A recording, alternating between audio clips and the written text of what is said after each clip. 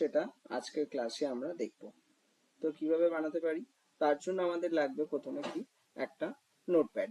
Notepad আমরা এখানে default যে নোটপ্যাড থাকে সেই নোটপ্যাডও আমরা ব্যবহার করতে পারি, বা নোটপ্যাড প্লাস প্লাসও আমরা ব্যবহার করতে পারি। ঠিক আছে, তো সেখানে আমরা এট ফার্স্ট আজকে নেব যে কিভাবে আমরা একটা বেসিক এইচটিএমএল এর পেজ তৈরি করতে পারি সেটা দেখব। তো বেসিক এইচটিএমএল এর পেজ তৈরি করার জন্য আমরা এট ফার্স্ট এইচটিএমএল বলে লিখছি। লেখার পরে সেখানে আমি কি করব, এইচটিএমএল ট্যাগটাকে ক্লোজ করছি। এই যে আমরা এইচটিএমএল এই যে জিনিসটাকে আমরা রেডি করছি, এখানে একটা জিনিস দেখতে হবে যে এই যে লেখাগুলো লিখছি আমরা, এই যে একটা টোটাল এই লেখাটাকে আমরা বলবো কি একটা ট্যাগ। তো এটা হচ্ছে স্টার্ট ট্যাগ এবং এটা হচ্ছে এন্ড ট্যাগ। দুটো ট্যাগের মধ্যে পার্থক্য কি থাকছে, যেটা এন্ড ট্যাগ হবে সে ট্যাগের আগে আমরা একটা স্ল্যাশ দেব। তো স্ল্যাশ দিয়ে আমি আমার ট্যাগটাকে ক্লোজ করব। তো নেক্সট আমরা এখানে লিখছি হেড ট্যাগ। হেড ট্যাগকে আমরা শেষ করছি। শেষ করার পরে আমরা ওখানে একটা বডি ট্যাগ বলে লিখব। বডি ট্যাগ কমপ্লিট করলাম। এবার এই ট্যাগের ভেতরেই আমরা আমাদের পুরো কন্টেন্টটাকে আমরা রেডি করব। তো তার জন্য আগে আমি এটাকে সেভ করে নিচ্ছি আমাদের ফাইলটাকে এইচটিএমএল ফাইলে। তো ফাইল সেভ করার সময় একটা জিনিস মনে রাখতে হবে যে ফাইলের নাম আমরা যা কিছু দিতে পারি, তার জন্য কোনো সমস্যা হবে না। আমি এখানে এক্সাম্পল দেওয়ার পর এই ডট এইচটিএমএল লেখাটা কিন্তু কম্পালসারি দিতে হবে। যদি তোমরা ডট এইচটিএমএল লেখাটা যদি না দাও, তাহলে কিন্তু এই ফাইলটা নোটপ্যাড ফাইলেই রয়ে যাবে, এইচটিএমএল ফাইলে কিন্তু কনভার্ট হবে না কোনোভাবে। তো আমরা এটাকে সেভ করছি। সেভ করার পরে আমরা আবার ফিরে যাব আমাদের জায়গায়। তো দেখতে পাচ্ছি সেখানে সেভ হয়ে গেছে, এইচটিএমএল এই ব্রাউজারের আইকন এসে গেছে। এটাকে আমরা ওপেন করে নেব। ওপেন করে নেওয়ার সাথে সাথেই আমরা দেখতে পাচ্ছি আমাদের সামনে রেডি হয়ে এসে গেছে আমাদের ফার্স্ট একটা ডেমো ওয়েবসাইটের পেজ।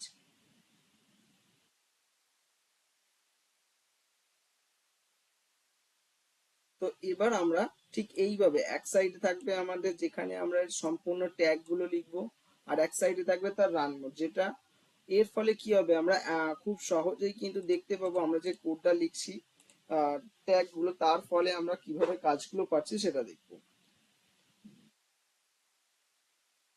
এখানে সর্বপ্রথম আমি কি করতে চাইছি, সর্বপ্রথম আমি পেতে চাইছি যে ওয়েবসাইটে একটা এই যে পেজ, এই পেজে একটা আমরা কালার করতে চাইছি। তো কিভাবে কালারটা আমরা রেডি করব, তো বডি ট্যাগ সিলেক্ট করলাম। বডি ট্যাগের ভেতরে আমরা লিখবো বডির পরে B G, B for background colour. Okay, background কালারে আমরা শর্ট ফর্ম ইউজ করছি বিজি।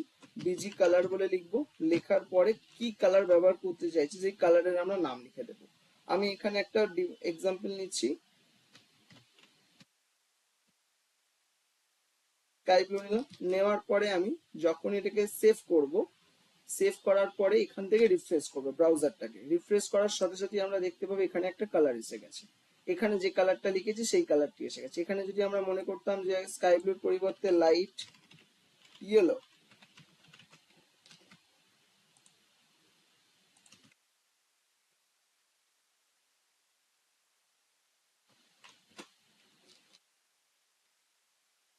সো লাইট ইয়েলো কালারটা এসে গেছে আমাদের সামনে। তো এসে যাওয়ার পরে এবার আমরা এখানে এট ফার্স্ট একটা নিচ্ছি H1। H1 হচ্ছে HTML এর সব থেকে বড় ফন্ট সাইজ H1, এবং সব থেকে ছোট ফন্ট সাইজ হচ্ছে H7। ওকে, তো এখানে আমরা H1 ট্যাগ স্টার্ট করলাম এবং H1 ট্যাগ শেষ করলাম। এর ভেতরে লিখছি আমরা GPGI বলে আমরা একটা নাম লিখলাম। লেখার পর এটাকে সেভ করে নিচ্ছি। সেভ করে নেওয়ার সাথে সাথে আমরা দেখতে পাচ্ছি এটা আমার মনিটরের লেফট সাইডে আসলো ব্রাউজারে। তো ব্রাউজারের যখন আমার লেফট সাইডে আসছে, তখন এবার আমি কি করছি, এটাকে সেন্টারে আনতে চাইছি। তো সেন্টারে আনার জন্য আমি কি করব, সেন্টারে আনার জন্য সেন্টার ট্যাগ বলে লিখছি। লেখার পরে আমরা এটাকে এখান থেকে কি করব, আমরা শুধু পেতে চাইছি এই লেখাটাকে সেন্টারে। তাহলে আমরা এখান থেকে কি করবো, এই সেন্টার বলে লেখাটাকে এই ট্যাগের ভেতরে করে দেবো। তো করে দিলে খুব সহজে আমার লেখাটা কিন্তু মাঝখানে চলে আসবে। ওকে, এবং এখানে যেমন ট্যাগটা আমি স্টার্ট করেছি, এখানে কিন্তু আমাকে ট্যাগটা শেষ করতে হবে।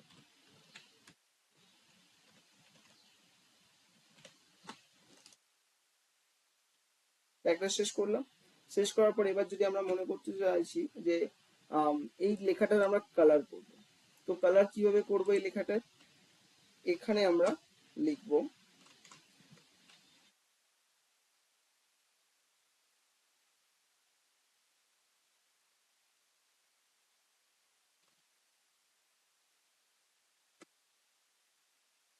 কালার, দেখতে পাচ্ছি কালার হয়ে যাচ্ছে লেখাটার আমাদের।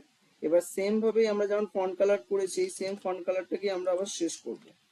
যেই ট্যাগ শেষ শুরু করব সেই ট্যাগের শেষ করতে হবে।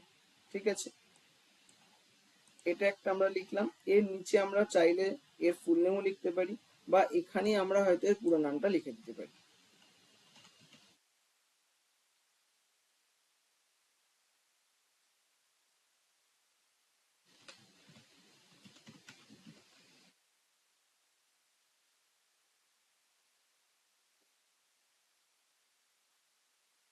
আসলো, আসার পরে আমরা এখানে কি করছি, যদি মনে করি এর নিচে একটা আন্ডারলাইন করব, সেই আন্ডারলাইনটা করতে পারি। সেম আমরা এই ইউ ট্যাগ নেব, ইউ ফর আন্ডারলাইন ট্যাগ। ওকে,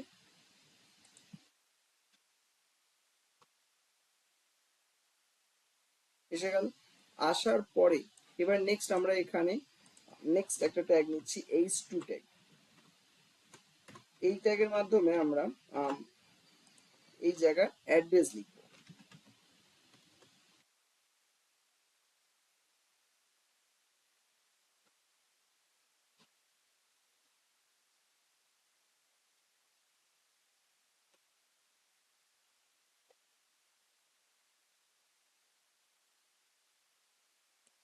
লিখলাম, কিন্তু এখানে আমরা এটাকে দেখতে পাচ্ছি কি যে এটা এখানে এসে গেছে, এই আমার ব্রাউজারের লেফট সাইডে এসে গেছে, কিন্তু আমাদের দরকার এটা আমাদের ব্রাউজারের সেন্টার পজিশনে। তো সেন্টার পজিশনে করতে গেলে কি করব, আমরা আগের ট্যাগের ক্ষেত্রে যেভাবে করলাম যে এই সেন্টার ট্যাগের মাধ্যমে কাজ করেছি, তো এই সেম সেন্টার ট্যাগটাকে আমরা এখানে অ্যাপ্লাই করে দেব।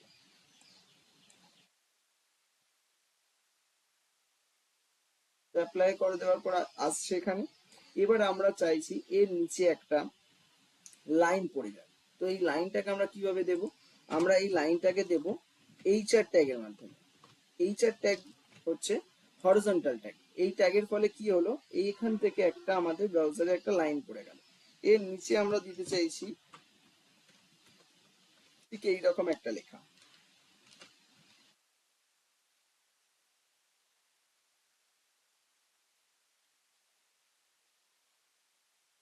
Admission going on. এইভাবে লেখাটা কন্টিনিউ যেতে থাকবে।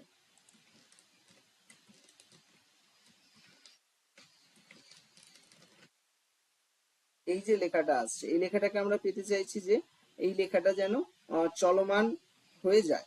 তো লেখাটাকে আমরা চলমান করার জন্য কি করব, আমরা এই অ্যাডমিশন লেখাটা লিখেছিলাম যেখানে, তার আগে আমরা একটা ট্যাগ ব্যবহার করব। ট্যাগের নাম হচ্ছে মার্কিউ ট্যাগ। এই মার্কিউ ট্যাগ কি করবে, এই লেখাটাকে সম্পূর্ণ চালনা করবে। মার্কিউ ট্যাগকে আমরা এড করব। এন্ড করার সাথে সাথে দেখতে পাবো মার্কিউ ট্যাগটার ফলে এই লেখাটা সম্পূর্ণ চলমান হয়ে গেছে। তো জিনিসগুলো কি করছি বুঝতে পারছো তোমরা। নেক্সট আমরা এবার এখানে কি করব, একটা বেসিক টেবিল বানাবো। তো একটা বেসিক টেবিল বানানোর জন্য আমাদেরকে কি করতে হবে, প্রথমে একটা টেবিল ট্যাগ নিতে হবে। একটা টেবিল ট্যাগ স্টার্ট করলাম, একটা টেবিল ট্যাগকে আমরা শেষ করব। শেষ করার পরে এবার একটা সর্বপ্রথম আমরা টেবিলের ভেতর কি বানাবো, টেবিল রো। একটা টেবিল রো বানাচ্ছি আমরা এখানে, টিআর মিনস টেবিল রো।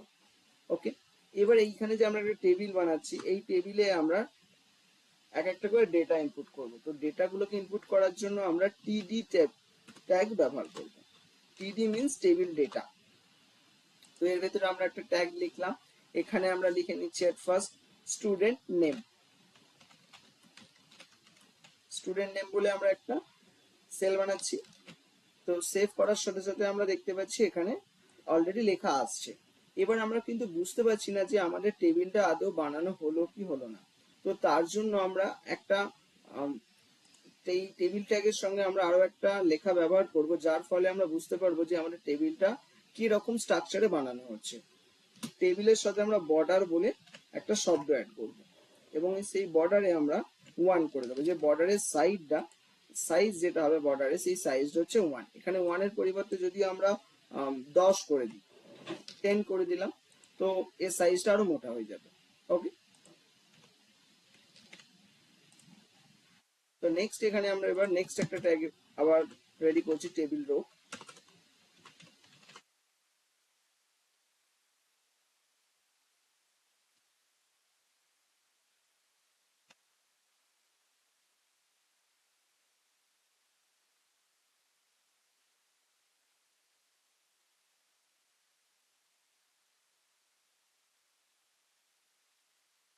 তো দেখতে পাচ্ছি এখানে আমরা স্টুডেন্ট নেম আসলো, স্টুডেন্ট নেমের পরে ফাদার নেম আসছে। এখানে এর নিচে আমরা আবার ব্যবহার করছি নেক্সট ইয়ার।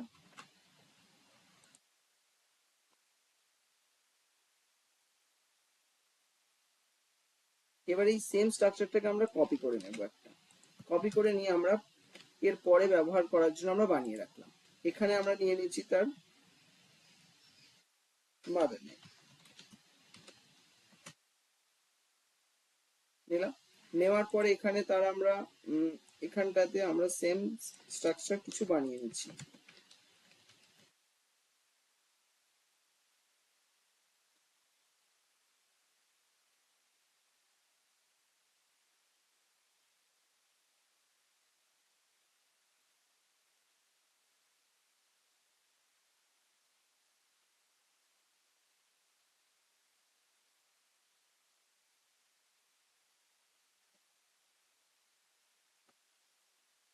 এরকম আমরা একটা বেসিক স্ট্রাকচার বানালাম। এবার এর পাশে আমরা চাইছি কি যে আমরা এই ব্রাউজারে ইনপুট করব। তো কিভাবে ইনপুট করব? ইনপুট করার জন্য আমরা যেখানে লিখেছিলাম স্টুডেন্ট নেম, সেই কলমে আমরা পাশে আবার একটা টিডি ইনপুট করে নেব।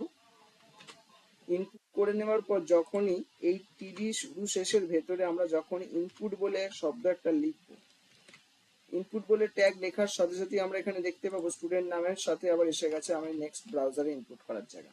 তো এইখানে যেই যে আমরা কাজটা করলাম, এই সেম কাজটাকে আমরা প্রতিটা আমাদের রোয়ের টেবিল রোয়ের ক্ষেত্রে আমরা অ্যাড করে নেব।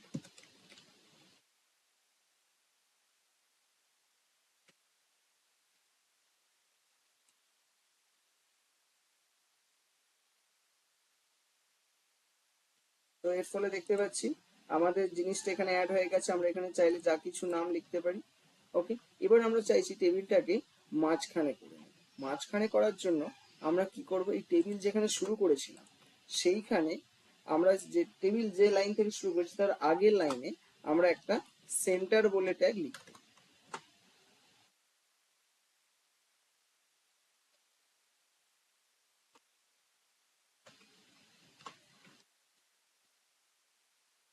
তো হলো, তো এখানে আমাদের সামনে এসে গেল। এবার এই যে আমরা বানালাম একটা বেসিক যে আছে আর টেবিল, তো এই যে টেবিলে একটা লাইন যাচ্ছে আমাদের সামনে, এই লাইনের সঙ্গে দেখো যে এই টেবিলটা লাইনটা যেন জুড়ে গেছে আমার সাথে। তো এর মাঝখানে আমরা একটা গ্যাপ ক্রিয়েট করতে চাইছি। তো গ্যাপ ক্রিয়েট করার জন্য আমরা কি করব, এই টেবিল যেখানে শুরু করেছিলাম সেন্টার ট্যাগ, তার আগে আমরা একটা ব্রেক ট্যাগ লাগাবো, বিআর ফ্রম ব্রেক ট্যাগ। তো এর ফলে লেখাটা কিছুটা আমাদের টেবিলটা নেমে গেল লেখাটার থেকে। আমরা চাইলে ব্রেক ট্যাগটা আরো ব্যবহার করতে পারি, ব্যবহার করে টেবিলটাকে আমরা আরো নিচে করে দিতে পারি। আমাদের টেবিলটাকে একটু মুভমেন্ট করলো, মুভমেন্ট করে নিচের দিকে আসলো। নেক্সট এবার আমরা কি করব, এর সাথে একটু ছোট্ট সিএসএস ইউজ করব। সিএসএস এর ফলে কি হবে, এই যে টেবিলটা আমাদের একদম বেসিক মনে হচ্ছে, এই টেবিলটা একটুখানি ইনহ্যান্স আমরা করতে পারবো। তার আগে আমরা একটা ছোট্ট স্টাইল করার চেষ্টা করব, যে এই যেখানে আমরা স্টুডেন্ট নেম লিখছি এই জায়গাগুলোতে আমরা চাইবো একটা আবছা জলছাপ মতো লেখা আসবে। তো সেটাকে কিভাবে করব, যেখানে আমরা ইনপুট বলে লেখা লিখছি ওখানেই আমরা এর সাথে লিখব টাইপ,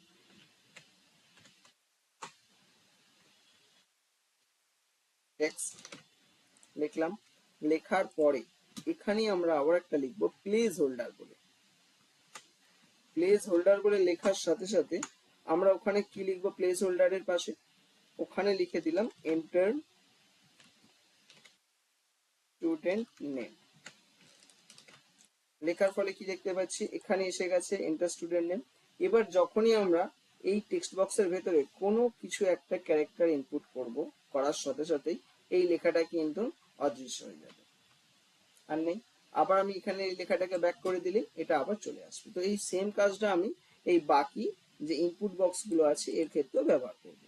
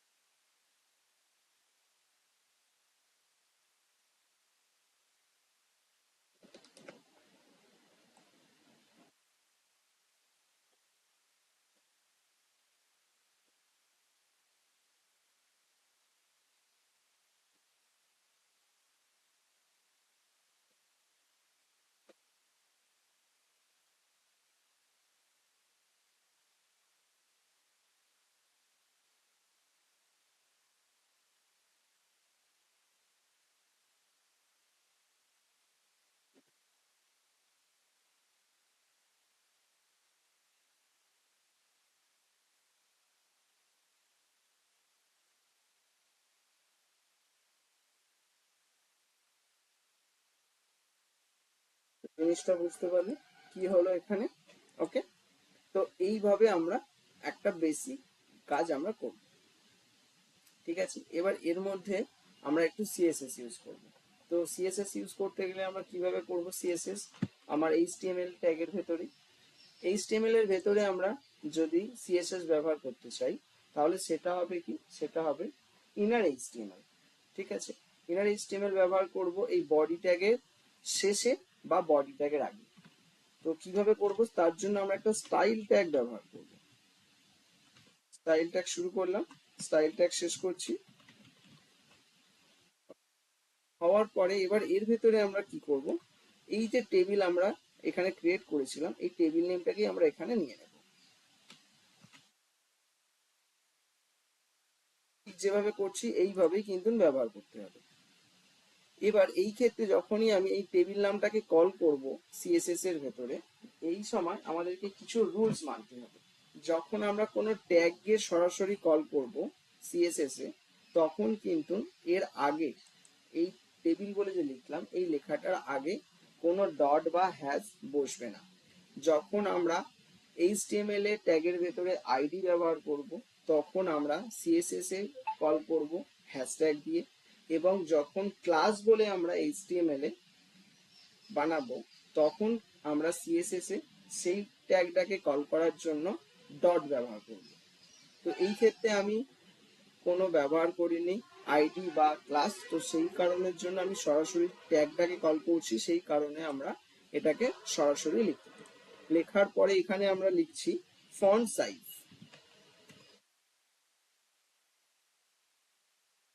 ফন্ট সাইজ একটা ডিফল্ট টেবিলে এটা খুব ছোট মনে হচ্ছে আমার, তো আমি সেখানে একটা 20 pixel, PX means pixel, pixel ব্যবহার করার সাথে সাথে দেখতে পাবো ফন্ট সাইজটা একটু বড় হয়ে গেছে। তো এর সাথে আমি কি ব্যবহার করছি, উইড। উইডে আমরা করে দিলাম এটাকে 250 পিক্সেল হয়ে গেছে, এটাকে আমরা 450 করে দিচ্ছি। তো 450 পিক্সেল বড় হয়ে গেল।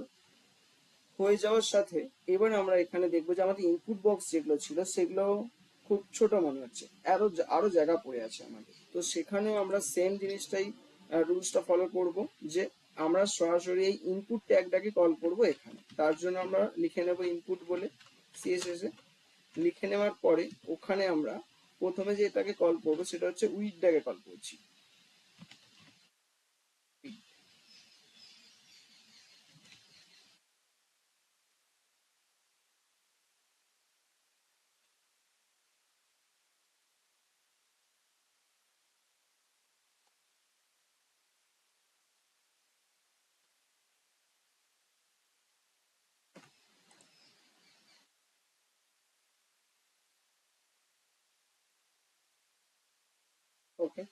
এসে গেল আমাদের সামনে।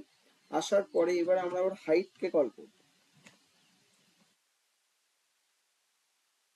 হাইট তৈরি করার জন্য আমরা একটা হাইট নিচ্ছি এখানে 75 পিক্সেলস। অনেক যদি দেখি যে অনেক বড় হয়ে গেছে, তাহলে আমরা এটাকে আরো কমিয়ে দেব। ঠিক আছে, যদি মনে হয় যে আরো বেশি মনে হচ্ছে, তাহলে আমরা এটাকে আরো কমাতে পারি। ওকে, এবার এখানেও আমরা যদি ফন্ট সাইজ বড় করতে চাই, তো এই সেম লেখাটাকেই আমরা এখানে কপি করে নিয়ে চলে আসছি। ওই সেম ফন্ট সাইজ এখানে হয়ে গেছে। ওকে, এবার এইচটিএমএল এ আমরা এই টেবিলটার কালার চেঞ্জ করব। কিভাবে কালার চেঞ্জ করব দেখে নেওয়া যাক। স্বাভাবিক এই লেখাগুলোর কালার চেঞ্জ করব, তার জন্য আমরা এখানে কি ব্যবহার করছি, কালার।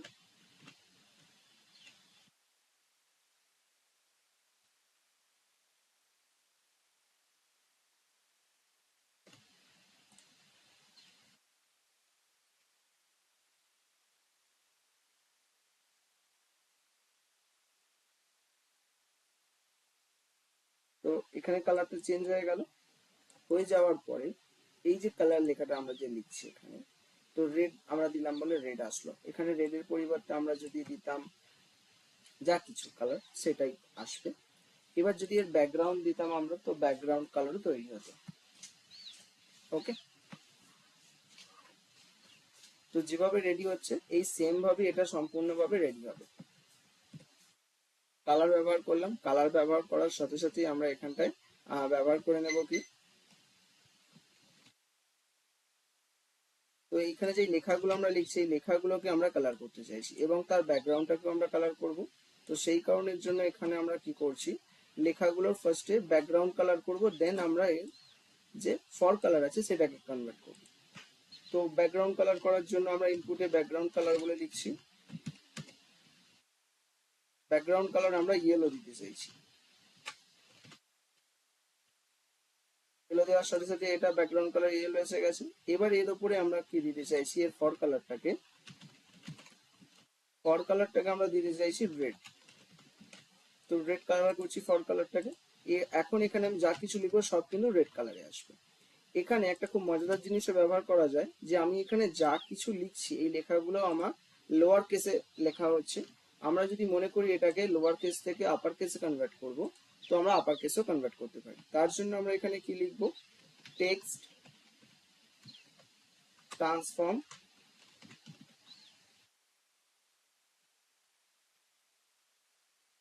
Upper case. আপার কেসের মাধ্যমে এর ভেতরে যাবতীয় যা লিখবো আমরা, সেগুলো কিন্তু সব অটোমেটিক কনভার্ট হয়ে যাবে লোয়ার কেস থেকে আপার কেসে। ওকে, নেক্সট এবার আমরা এইখানে যে টেবিলটা আমরা যে বানিয়েছি, এই টেবিলটার ব্যাকগ্রাউন্ড কালার চেঞ্জ করব। তো টেবিলের ব্যাকগ্রাউন্ড কালার চেঞ্জ করার জন্য আমরা যেরকম ভাবে ইনপুটের ক্ষেত্রে চেঞ্জ করলাম, সেম ভাবেই আমরা করে নেব টেবিলের ব্যাকগ্রাউন্ড চেঞ্জ। খালি এই ক্ষেত্রে আমাদেরকে টেবিল ট্যাগের ভেতরে আমাদেরকে কোডিংটা লিখতে হবে। তো আমরা টেবিল ট্যাগের ভেতরে লিখলাম, লেখার পরে আমরা যখন এটাকে করব, তো আমাদের ব্যাকগ্রাউন্ড টোটালটা ইয়েলো হয়ে গেল। এখান থেকে আমরা এই যে বর্ডার যেটা ব্যবহার করেছেন, সেই বর্ডারটাকে আমরা তুলে দেব। বর্ডার তুলে দেওয়ার জন্য আমরা ব্যবহার করেছিলাম বর্ডারে যে 1, ওটাকে আমরা 0 করে দেব। করে দেওয়ার সাথে সাথেই আমরা দেখতে পাবো ওটা অলরেডি বর্ডারটা রিমুভ হয়ে গেছে। এবার এইখানে আরো একটা জিনিস আমরা করব, যে এই যে কর্নার্স গুলো আছে, এই কর্নার্স গুলোকে আমরা রেডিয়াসে কনভার্ট করব। একটু কর্নারিং গুলো রাউন্ড শেপে থাকবে। তো তার জন্য আমরা বর্ডার রেডিয়াস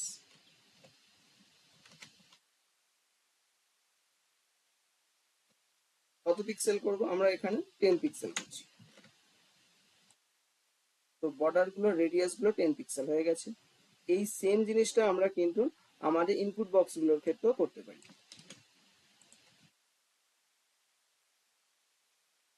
তো কনভার্ট হলো, হওয়ার সাথে সাথে এখানে এবার আমরা আরো জিনিস সেটা করতে পারবো, যে এদের যদি এবার কালার চেঞ্জ করতে চাই, সেই কালার চেঞ্জ গুলো আমরা এই সেম ভাবেই করতে পারি। ওকে, তাই তোমরা বুঝতে পারলে আজকের ক্লাসটা এখানে কি কিভাবে আমরা কনভার্ট করে কাজ করলাম। এর পরবর্তী ক্লাসে দেখবো আমরা এই একটা টেবিলকে আরো কি কিভাবে মডিফাই করে আমরা ডেভেলপ করতে পারি। ওকে।